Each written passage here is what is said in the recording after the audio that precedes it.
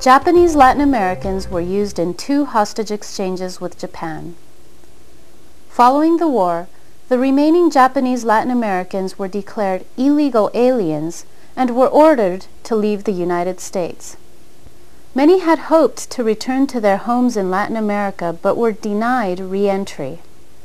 Thus, over 900 Japanese Latin Americans were deported to war-devastated Japan. The people in Japan had no food, they had no jobs, there was no hospital, there was nothing there. And we came from the United States, so it was even worse. And then when we were going to school, the children were used to mistreat us or discriminate us, make fun of us because we were from the States and we couldn't speak the language very well, and they would call us traitors or Yankees. And that's the memory I have from growing up in Japan. These Latin Japanese were innocent victims of World War II. They were caught in a crossfire between 2 hostile countries. Their only purpose was to be traded for other goods. Just like a cattle rustler would trade his stolen cattle for whatever he needed. It was not enough to dehumanize these families during their imprisonment. Their ordeal did not end in Crystal City. After the war, those who were not traded during the war were refused entry back into Peru.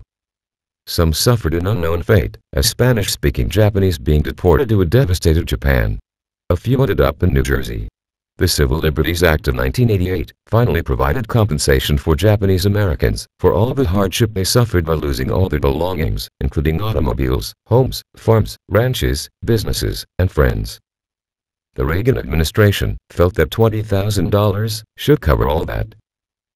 The legislation that I am about to sign provides for a restitution payment to each of the 60,000 survivors.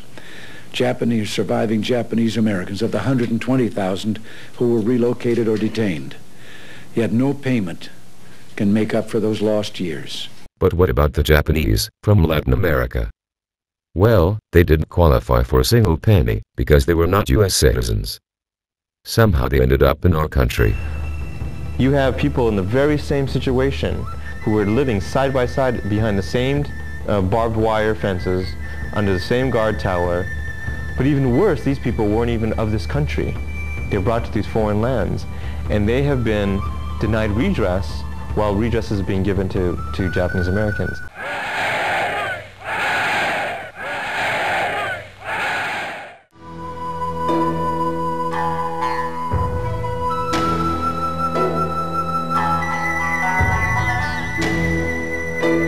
Because of the nation's hysteria regarding the Nazis, identifying German aliens as potential threats proved especially difficult. The biggest difficulty that the FBI had, and probably the American public, is that they couldn't separate Nazis from German nationals. And when in doubt, the government chose to err on the side of caution. Because of this policy, entire families were questioned simply because one family member was accused of being a threat to national security. Consequently, hundreds of non-threatening aliens were chosen for internment. Those suspected were entitled to a hearing before an internment board. If the board concluded there was sufficient reason, the alien, and most often his or her family, were sent to an internment camp. They were shipped to one of more than 40 camps around the country. The largest in the South and Southwest was in Crystal City, Texas. We were transported under guard, chaperones from the Immigration Naturalization Service, to Crystal City, Texas. Over 10,000 German aliens were interned during World War II. Of those, it is estimated that approximately 10% were members of the German-American Bund. Inside Crystal City, the different nationalities lived in separate parts of the camp. The internees ran the camps themselves, were allowed to practice their own customs, and continued to preach their own political ideology. These are not concentration camps. These are holding pens, let me say. The food was adequate, sometimes even good. The treatment was reasonable.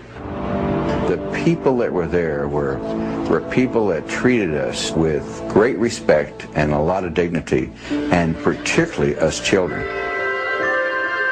But under the surface of the Crystal City camp, cultural tension and distrust pervaded. As one camp inspector observed, the Japanese acted as if the Germans and Italians did not exist. The Germans and Italians saw the Japanese as inferior. Within the German community, a similar distrust divided the internees. There were three factions. There was a faction that was pro-American. There was a faction that was pro-Germany or pro-the fatherland. That's my home.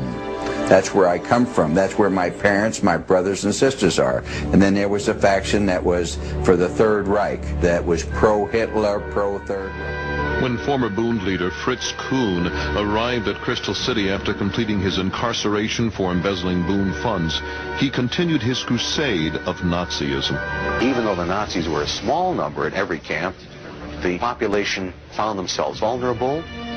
There were drinking cafes, and pictures of Hitler were put up on the walls. On Hitler's birthday, for example, on April 20th, there were always celebrations at the camps. And those people who were not Nazis at the beginning found themselves more and more Nazified. Despite the presence of Fritz Kuhn, the internees lived out a peaceful existence until the end of the war in 1945, when the majority of them were released. The Italians and Japanese were released immediately. The Germans were not as fortunate. Many of the German internees were shipped to Ellis Island and were held well past the end of the war. President Truman simply didn't know what to do with them. Here are German citizens. The war is over. The camps had Nazified many of them. I think the Germans were held because at that time, German equaled Nazis. It wasn't until 1948, nearly 3 years after the end of the war, that the last German aliens were released from Ellis Island.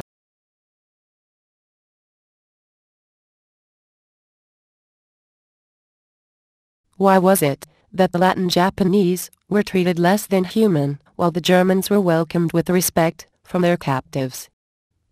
From the few photographs and video that's available from inside the camp, it looks like the Germans had all the white-collar, retail, and factory jobs while the Japanese took care of the manual outside labor. But then, maybe these films and photos are deceiving. The hospital is probably the only place where they worked side by side to care for their own. A lot of German-American captives that were faithful to the U.S. or Germany before their ordeal became hardcore Nazi followers of the Third Reich during captivity. Within 5 years, after closing the alien detention center, most of the buildings were torn down and bulldozed. The German and federal high schools became campuses of the Crystal City Independent School District. Some of the cabins were utilized for homes, and the Japanese market became the town's country club. Few large buildings were also reused. As far as the young orchard in that Japanese section, most of the orange trees probably ended up along East and West Zavala streets and on both sides of the railroad tracks in downtown Crystal City. Just maybe.